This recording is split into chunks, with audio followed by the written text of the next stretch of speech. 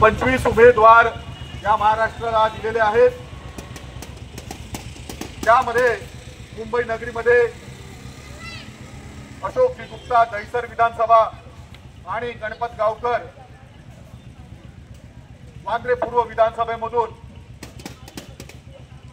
संभाजी ब्रिगेडच्या अधिकृत उमेदवारीवरती शिलाई मशीन या निशाणीवरती निवडणूक लढत आहे।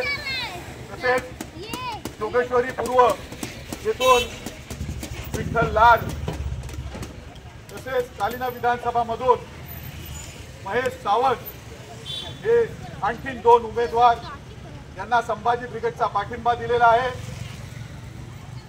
या मुंबईमधून मुंबईच्या प्रश्नांवरती आणि दहिसर विधानसभेमध्ये असलेल्या सर्वसामान्य कष्टकरी, श्रमकरी, कामगार, विद्यार्थी, महिला, झोपडपट्टीवासीय यांचे रोजचे जे प्रश्न आहेत, यांचे रोजचे जे हक्काचे विषय आहेत, या विषयावरती विधानसभेमध्ये त्यांची बाजू मांडण्यासाठी, त्यांचे प्रश्न मांडण्यासाठी आम्ही या विधानसभेमधून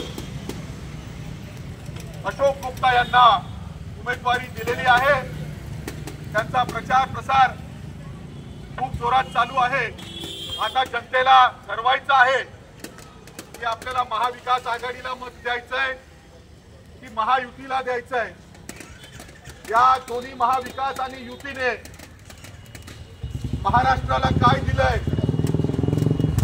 या महाविकास आणि महायुतीमध्ये चोरलेले आमदार आहेत, इथून तिथे उडी मारणारे आमदार आहेत।